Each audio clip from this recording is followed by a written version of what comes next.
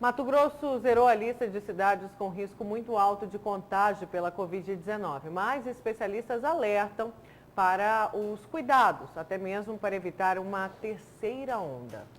E sobre esse assunto nós vamos conversar agora, ao vivo, pela internet, com o pesquisador, o epidemiologista Diego Xavier, que é da Fiocruz. Nós divulgamos agora há pouco aqui no Jornal do Meio-Dia um estudo aí do IPEA, um Instituto de Pesquisa de Economia Aplicada, que Mato Grosso foi um dos estados que mais demorou para adotar as medidas de prevenção na segunda onda da Covid. Isso explica aí a explosão de casos e de mortes, não é, Diego? Boa tarde. Bom, boa tarde acompanhando.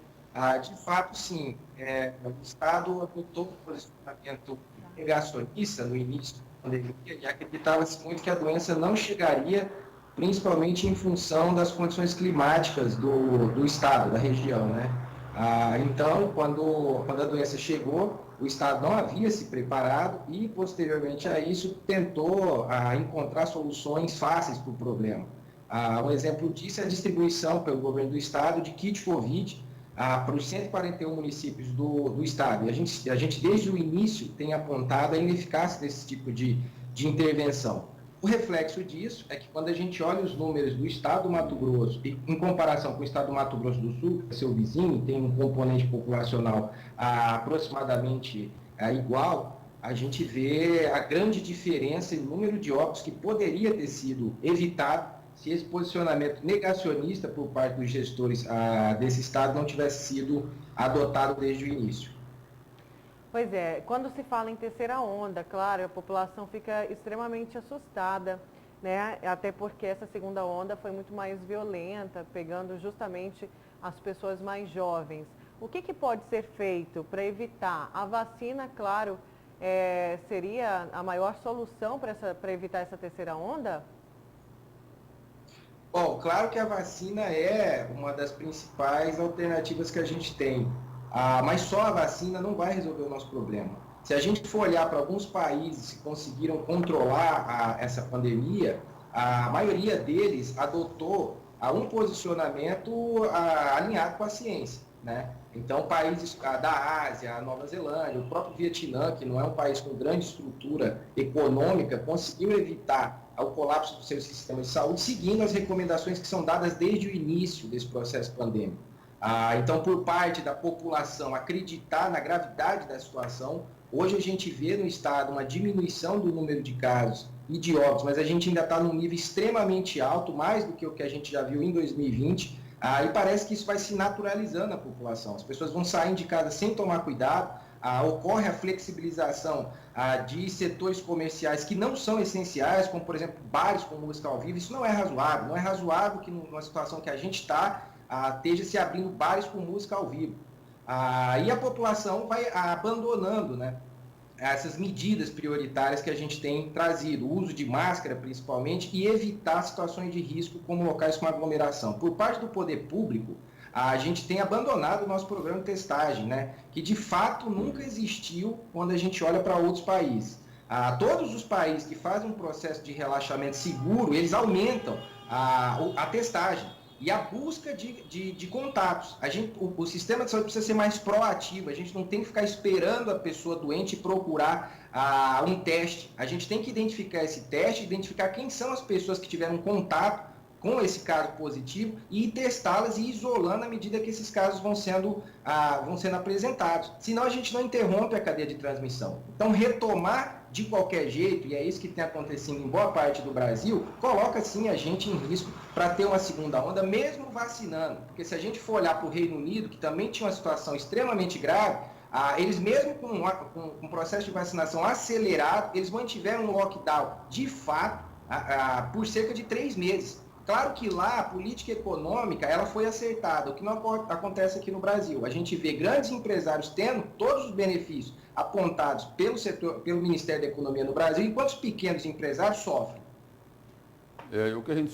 Você falou em cadeia de transmissão do vírus. O que a gente sempre ouve é o seguinte, de que vai diminuir a circulação do vírus quando tiver aí, no mínimo, 60%, 70% da população vacinada com 2 doses. E qual é a previsão para a gente atingir esse percentual, Diego?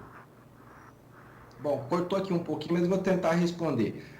Bom, a gente tem uma previsão de que a gente consiga chegar até o final do ano aí com a população prioritária vacinada. Qual é o problema? Né? Que a gente tem visto esse rejuvenescimento da doença, atingindo populações mais jovens. E isso traz um complicador, porque o Brasil é um país com uma população jovem, né? Em comparação com países da Europa, por exemplo. Então, se a gente tivesse esses cronogramas de vacinação adequadamente cumpridos, a gente consegue chegar até o final do ano com uma situação mais confortável em relação à vacinação. O problema é que a gente depende ainda, até o final do primeiro semestre, início do segundo semestre, de insumos enviados por outros países, principalmente países como a China.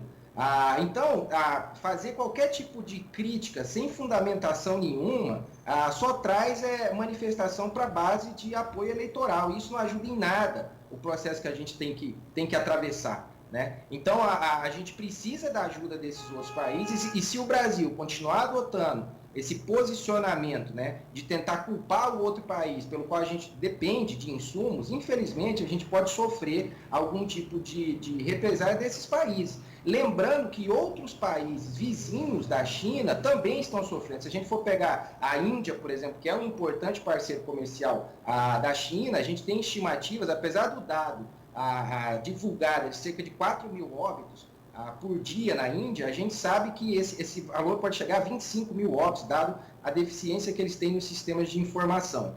Então, muita gente está precisando de ajuda e o Brasil não pode adotar esse tipo de comportamento, na minha opinião, infantil, de tentar atacar um outro país para inflamar a base eleitoral no momento que a gente precisa que esses países nos ajudem a produzir vacina para imunizar a nossa população. Ainda sobre frear, né, essa terceira onda para que não chegue no nosso país, no nosso estado, o senhor falava, claro, da vacina, falava também das medidas.